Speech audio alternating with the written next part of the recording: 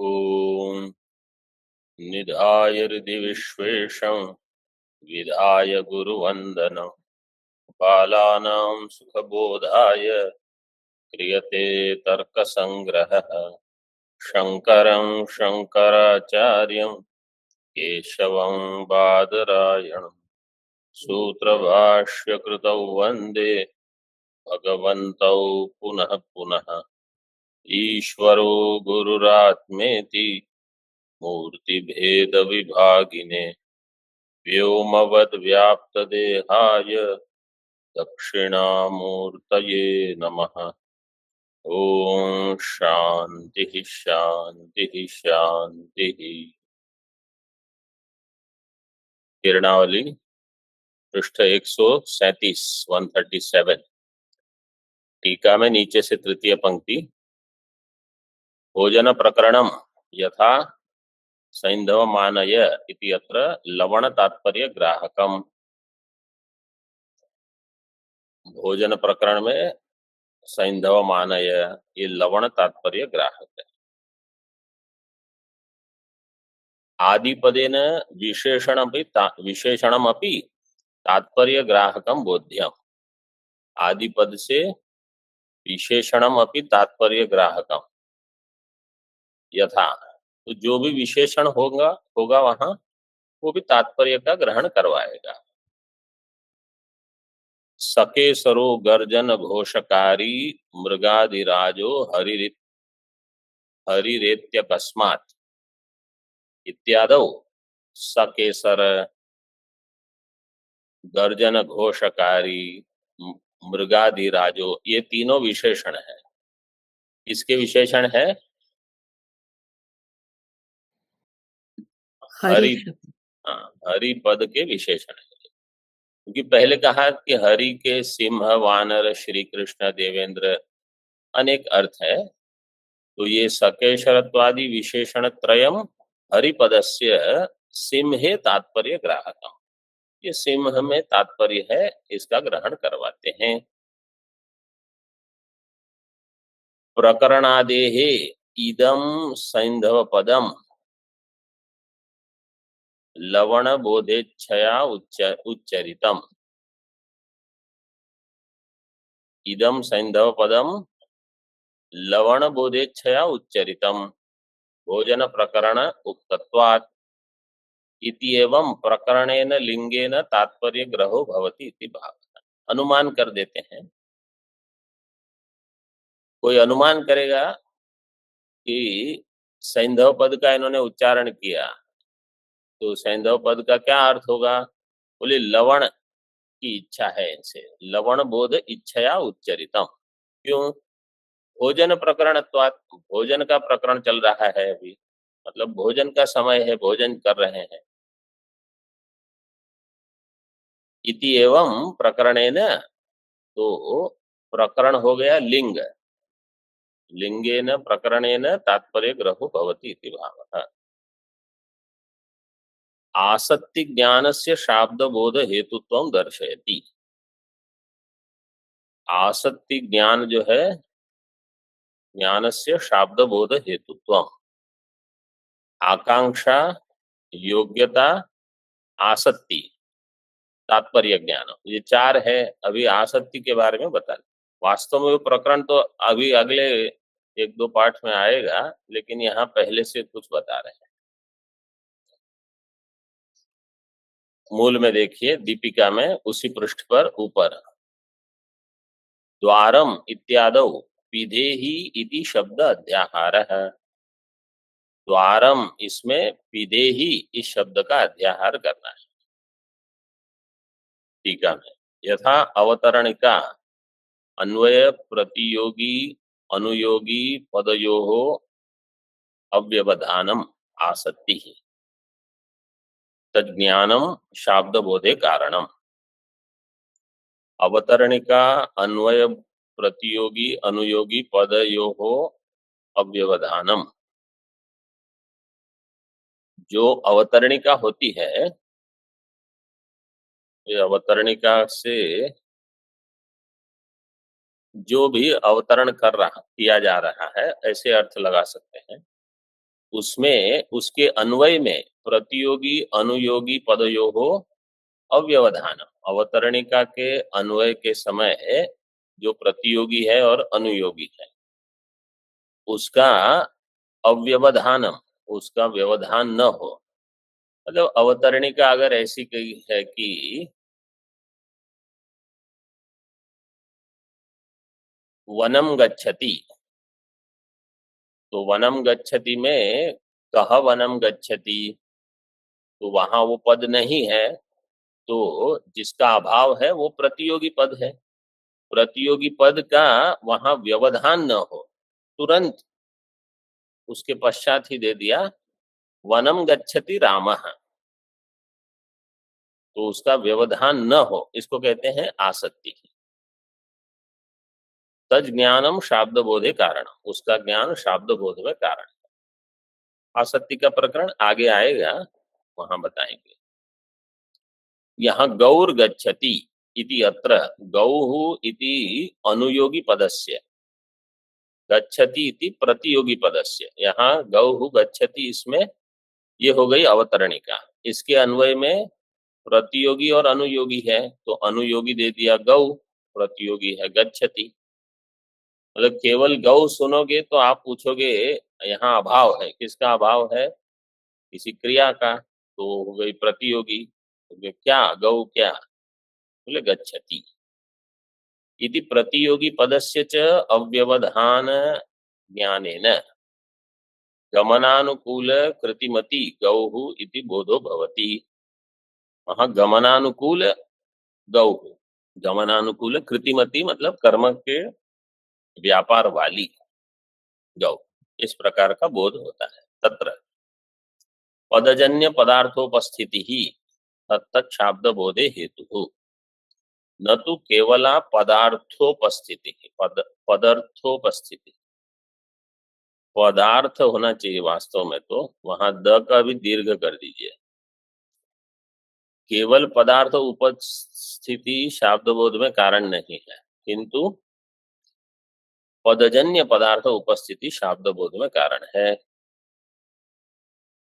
प्राभाकरास्तु, प्राभाकर इसमें क्या कहेंगे? नहीं शाब्द बोधे पदजन्य पदार्थोपस्थिति ही कारणम, किंतु लाघवेन पदार्थोपस्थिति ही अवकारणम। प्राभाकर कहेंगे केवल पदार्थ उपस्थिति कारण है, पदजन्य पदार्थ उपस्थिति की आवश्यकता नहीं। अतएव द्वारम इति उक्तौ विधेहि इति पद अध्याहारो न भवति। द्वारम इस उक्ति में विधेहि इति पद अध्याहारो न भवति, इस पद का अध्याहार नहीं होता, किंतु पिधान रूप अर्थाध्यार अर्थ अध्याहार एव इति वदन्ति।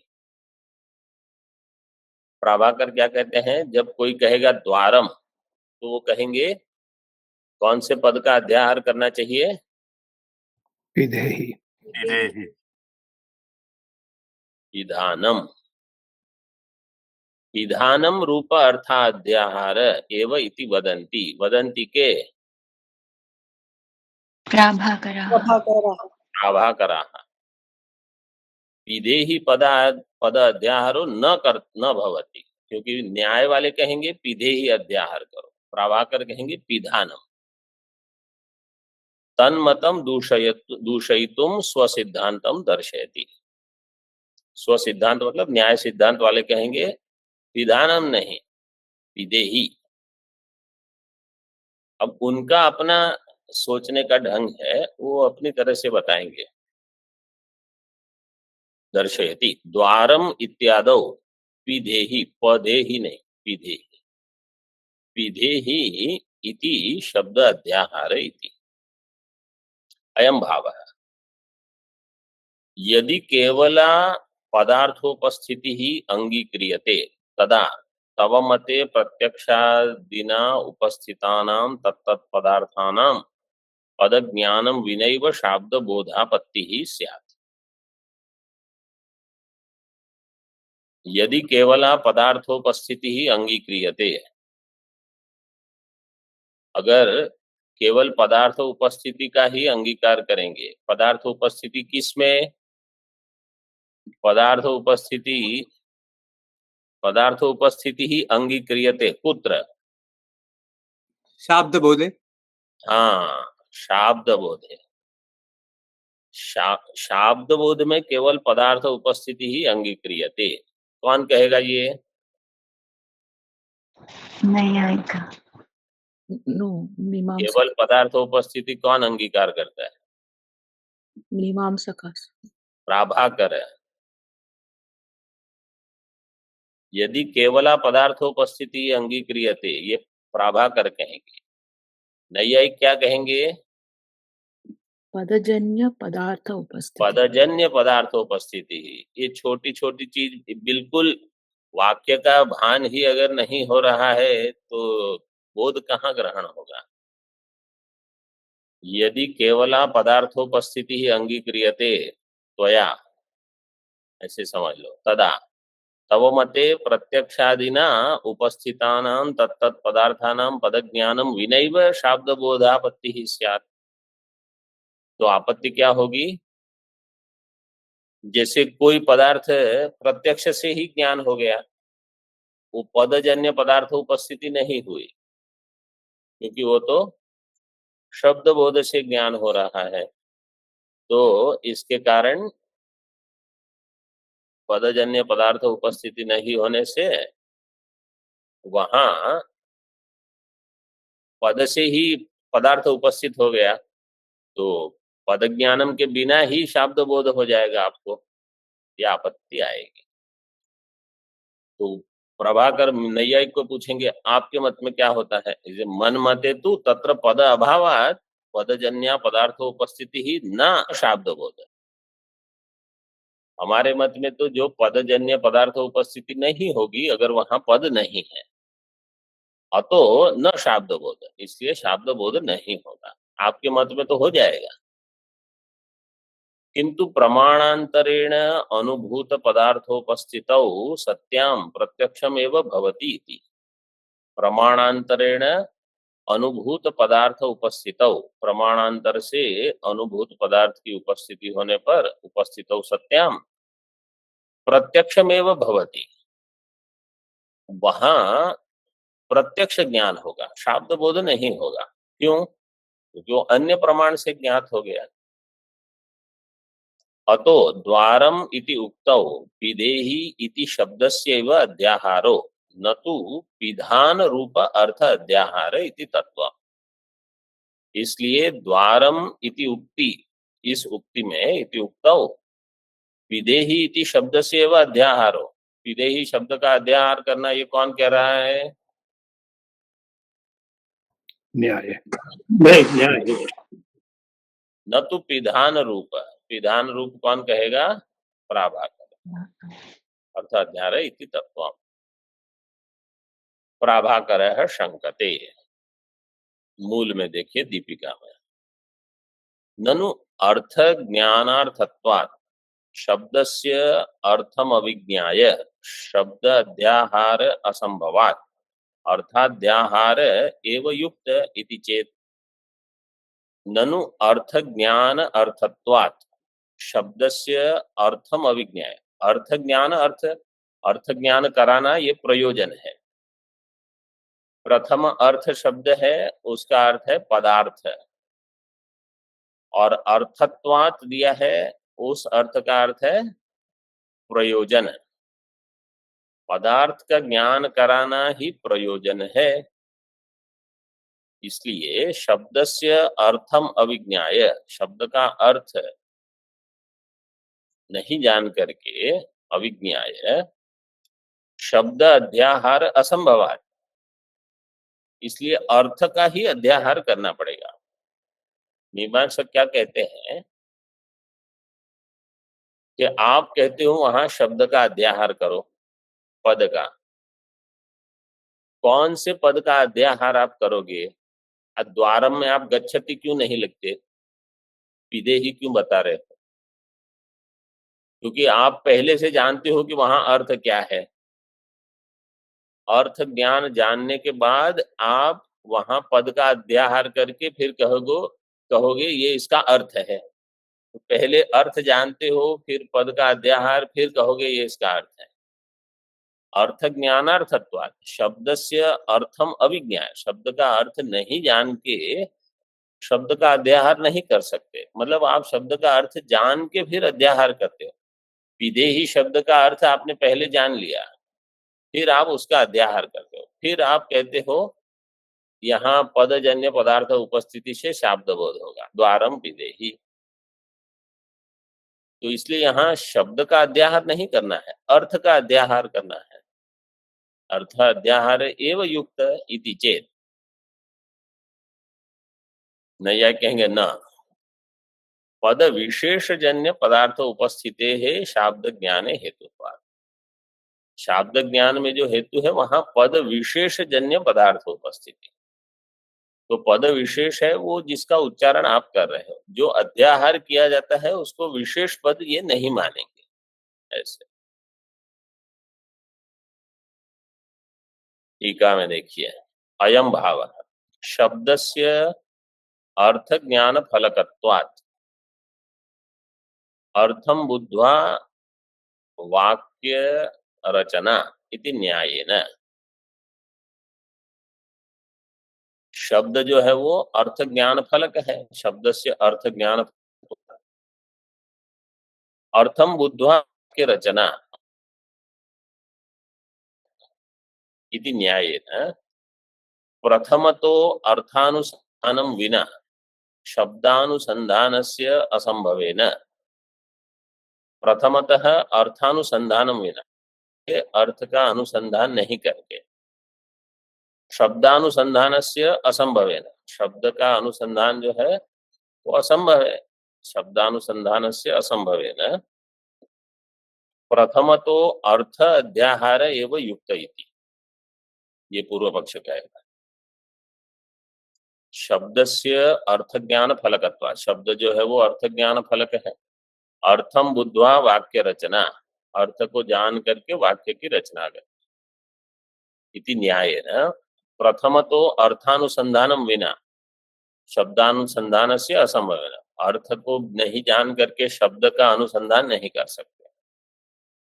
इसलिए प्रथमतो अर्थाध्याहार एवं युक्त, पहले अर्थ का अध्याहार करो कि यहाँ क्या अर्थ हो सकता है। द्वारम कहा तो तत्र उत्तरयति पद विशेष जन्य पदार्थोपस्थिते है शाब्द ज्ञाने हेतुत्वात्। अर्थम बुद्ध्वा वाक्य रचना इति अत्रापि अर्थम बुद्ध्वा इति अत्र अर्थम अर्थबोधार्थम प्रथमम शब्दो अपेक्षितः, अर्थ के बोध के लिए शब्द अपेक्षित है। बिना शब्दम अर्थबोधो न भवति, शब्द के बिना अर्थबोध नहीं होगा। यदि शब्दम विना अपि अर्थबोधो भवेत् तदा तादृश बोधा तादृशार्थ बोध प्रतिपादक शब्द रचनैव नोपपद्येत। बिना शब्दम अर्थबोधो न भवति, बिना शब्द के अर्थबोध नहीं होगा। यदि शब्दम बिना अपि अर्थबोध हो, अगर बिना शब्द के भी अर्थबोध हो जाएगा तदा तादृश अर्थबोध प्रतिपादक शब्द रचना ही न उपपद्य, फिर ऐसे शब्द की रचना ही आवश्यक नहीं, बिना शब्द के ही अर्थ का ज्ञान हो जाएगा। अतः पदजन्य पदार्थोपस्थिति रेव शाब्द बोधे हेतु, पदजन्य पदार्थोपस्थितौ च पदस्य हेतुता, तो वहां पदजन्य पदार्थ उपस्थिति होगी। मतलब यहाँ विचार क्या हुआ, प्रभाकर ने कहा कि पदार्थ ज्ञान के बिना पहले आपको वहां अर्थ का अध्याहार करोगे, फिर तद युक्त पद का अध्याहार करोगे। ऐसे तो नैयायिक कहते हैं कि अर्थ को जानकर ही वाक्य रचना होगी, इसलिए पहले हम अर्थ जान लेंगे। ये तो इस दृष्टांत में तो ठीक है कि अर्थ जान लोगे आप। आपको ये ध्यान में रखना है कि न्याय वाले जितने दृष्टांत देंगे वो लौकिक दृष्टांत देंगे, और मीमांसक जब सोचते हैं वो वेद को ध्यान में रख के ही पूरी उनकी रचना है। वो कहेंगे ये अर्थवाद वाक्य है, क्योंकि उनकी बुद्धि में वेद वाक्य घूम रहे हैं। और न्याय वालों का द्वारम विदेही और घटमानय, तो ये लौकिक विषय को देखकर सोच रहे हैं कि अच्छा ये ऐसा होगा। अब वेद में आप सीधे कुछ अध्याहार नहीं करोगे, तो थोड़ा भेद है, इसलिए दोनों के विचार में भेद है। बताने का प्रयोजन ये है कि न्याय की सोचने की जो उनकी शैली है और मीमांसकों की सोचने की शैली है, इसमें ये भेद आ जाता है। क्योंकि मीमांसक जो भी उनका सोचना है वो वेद को ध्यान में रख के करेंगे। वो कहेंगे वेद के वाक्य ऐसे हैं, वेद में ये है, वेद में ये है। और न्याय वाले हमेशा जब सोचेंगे तो इनके मत में वेद का इतना महत्व है ही नहीं। ये सीधे ऐसे सोचेंगे कि लोक में कैसे इसका व्यवहार होगा। तो इतना तो भेद होगा ही दोनों मत में, इसमें कोई आपत्ति नहीं है। जैसे इनके मत में मीमांसकों के मत में वेद ही प्रमाण है। वो कहेंगे कोई गुरु, कोई सर्वज्ञ, हम इनको प्रमाण नहीं मानेंगे। कोई योगी, महायोगी हो गए, बोले कोई योगी वोगी नहीं, वेद में जो है वही प्रमाण है। अब अन्य अन्य दर्शन वाले कहेंगे नहीं ये बड़े गुरु हो गए, ये हो गए, वो है, इनको बहुत ये त्रिकाल ज्ञानी है। बोले वो वेद में जो कहा है उसके सम्मत है कि उनके विरोध में? एक ही प्रश्न पूछेंगे। अगर वो वेद से सम्मत है तो वेद प्रमाण है, और अगर वो वेद से असम्मत है तो वो प्रमाण नहीं है। मतलब विकल्प केवल दो ही है, या तो वेद प्रमाण है या आप अप्रमाण हो। तो इनकी समझ जो है वो हमेशा वेद को ध्यान में रखते हुए है, वेद के वाक्य का क्या हम करेंगे, क्योंकि उन्होंने वेद को प्रधान माना है। तो जहां न्याय में एक तरह से अर्थ घट जाता है, वो मीमांसकों के लिए नहीं घटेगा, वो संभव है। जैसे मैं दृष्टांत दे रहा था, न्याय में पद में लक्षणा मानते हैं, मीमांसक पद में भी लक्षणा मानेंगे, वाक्य में भी लक्षणा मानेंगे। उनको वाक्य में लक्षणा माननी क्यों आवश्यक हुई? क्या बताया था मैंने? विषम भुंक्ष्व। हाँ, वो तो दृष्टांत है, लेकिन मतलब आवश्यकता क्यों हुई? जब अर्थवाद वाक्य आते हैं वेद में,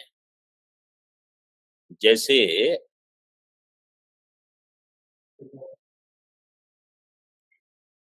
आदित्य यूपः, अथवा शीघ्रगामी वायुर्वैक्षेपिष्ठा देवता, तो ये जैसे वाक्य हैं, उनको इस वाक्य में लक्षणा करनी पड़ेगी, उनकी वो आवश्यकता है, क्योंकि वो वेद को ध्यान में रख के करते हैं। अब न्याय वालों को वो आवश्यकता नहीं हुई, क्योंकि वो केवल पद से ही उनका काम चल गया, तो वहां दोष दिखाते हैं। उनको कहो आप वेद को ध्यान में रख के देखो, तो आपको समझ में आएगा कि हम क्या क्यों ये कह रहे हैं। तो ये पक्ष दोनों भिन्न है। और जहां केवल अनुमान को प्रमाण माना जाएगा, और कोई कहेगा अनुमान से आप स्वर्ग में कैसे पहुंचोगे, वहां तो श्रुति को प्रमाण मानना पड़ेगा।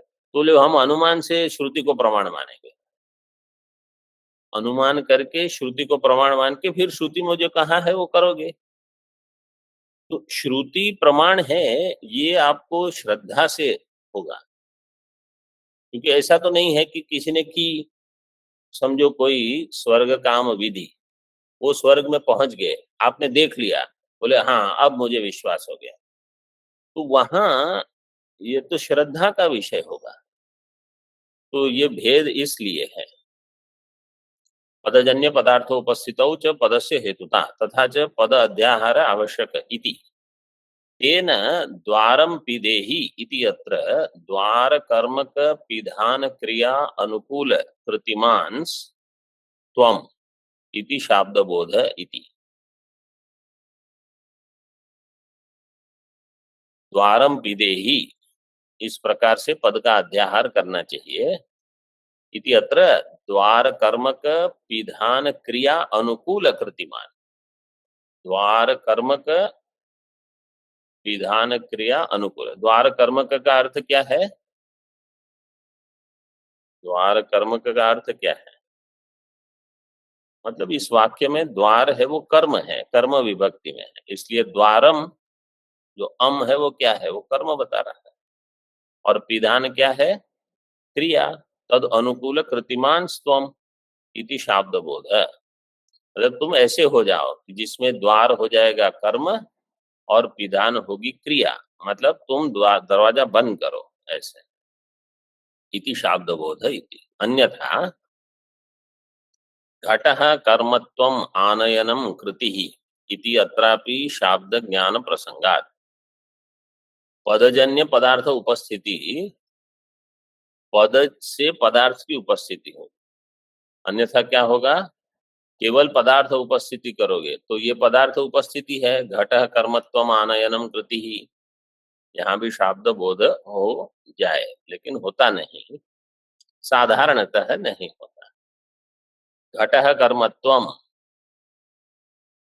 अन्यथा का अर्थ है पदार्थ उपस्थित हो पद विशेष जन्यत्व अनुपादान है। पदार्थ की उपस्थिति में पद विशेष जन्यत्व नहीं हो, पद विशेष से जो पदार्थ उपस्थित नहीं हो रहा है तो अनुपादाने।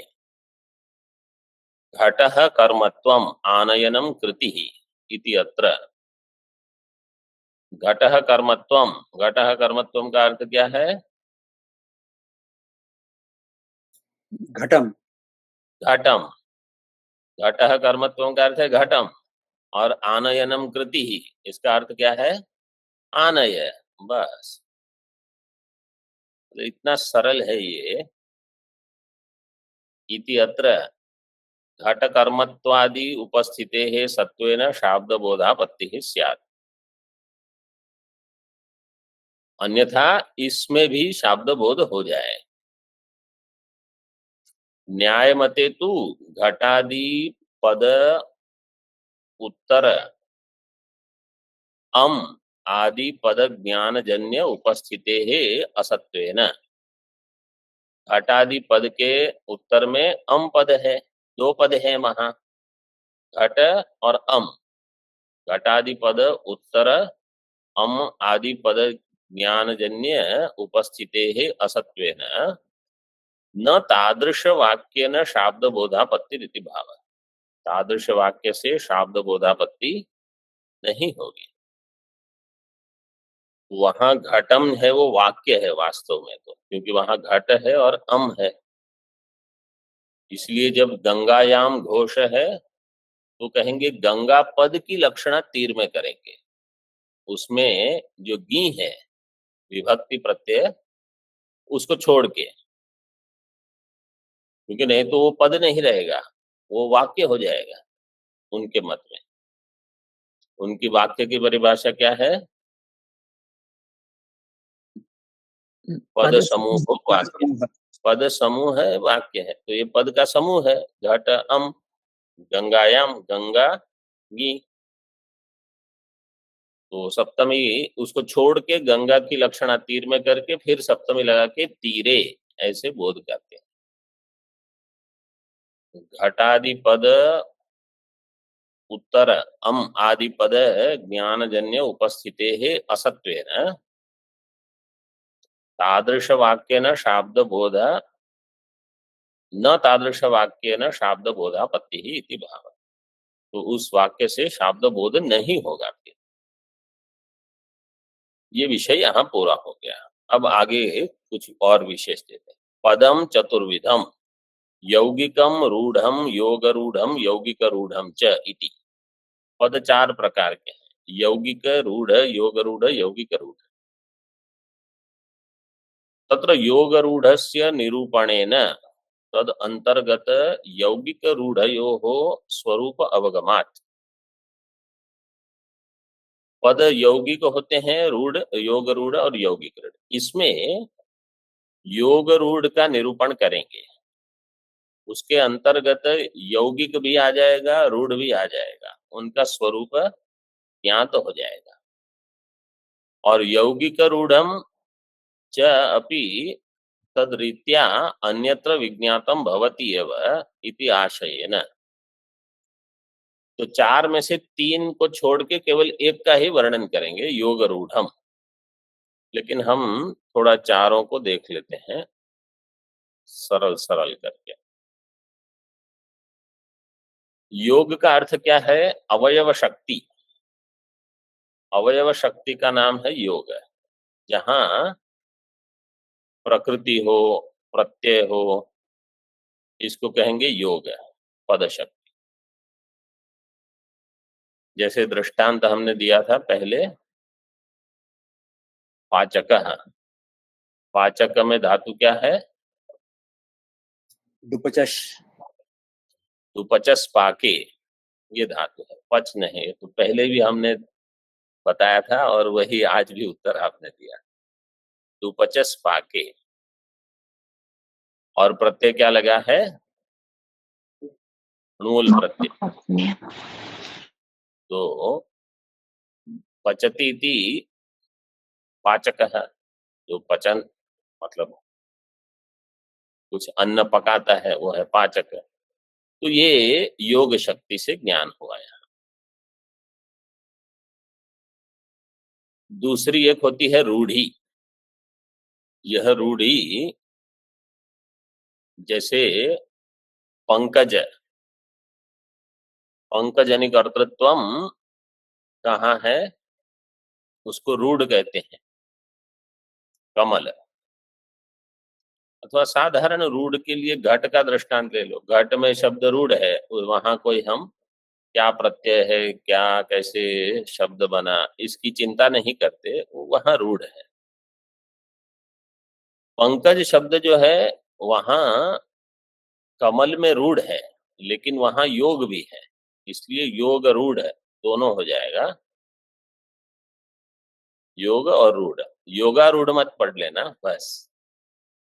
पंकज जो है वो योग भी है, रूढ़ भी है, इसलिए योग रूढ़ है। और यौगिक रूढ़ में दृष्टांत देते हैं उद्भिद, क्योंकि यहाँ यौगिक रूढ़ी है। उद्भिद का अर्थ क्या है? वृक्ष, लता, वनस्पति, ये साधारण अर्थ है। लेकिन मीमांसा में जब वेद में ये वाक्य आता है, उद्भिदा यजेत पशु काम, तो वहां उद्भिद का अर्थ है याग। तो साधारण अर्थ कुछ हो सकता है, लेकिन यज्ञ विशेष में उसका अपना अर्थ है। तो यहाँ चार में से योग रूढ़, योगारूढ़ और यौगिक रूढ़, इसमें योग रूढ़ और यौगिक रूढ़, इसमें से केवल योग रूढ़ का ही दृष्टांत देंगे, पंकज का। यौगिक रूढ़ में ये उद्भिद, उद्भिद, उद्भिद, हाँ, उद्भिद में साधारण वाक्य में वृक्ष का उपयोग होगा, लेकिन योग वेद आदि में याग का। मूल में देख लीजिए, केवल पंकज आदि पदेशु योग रूढ़ी, पंकज आदि में योग रूढ़ी। अवयव शक्तिर योग, समुदाय शक्तिर शक्ति रूढ़ी, समुदाय शक्ति रूढ़ी, दीर्घ कर दिया, पूर्वस्य तलोपे पूर्वस्य दीर्घोण रूढ़ी ही। फिर समुदाय शक्ति आगे दिया है, नियत पद्मत्व ज्ञानार्थम समुदाय शक्ति है, उसको अगले पाठ में देखेंगे। केवल इतना याद रखो, अवयव शक्ति योग है, समुदाय शक्ति रूढ़। ओम पूर्णमदः पूर्णमिदं पूर्णात् पूर्णमुदच्यते पूर्णस्य पूर्णमादाय पूर्णमेवावशिष्यते। ओम शांति शांति शांति। शंकरं शंकराचार्यं केशवं बादरायणं सूत्रभाष्यकृतौ वन्दे भगवन्तौ पुनः पुनः ईश्वरो गुरुरात्मेति मूर्तिभेदविभागिने व्योमवद्व्याप्तदेहाय दक्षिणामूर्तये नमः। ओम शांति शांति शांति।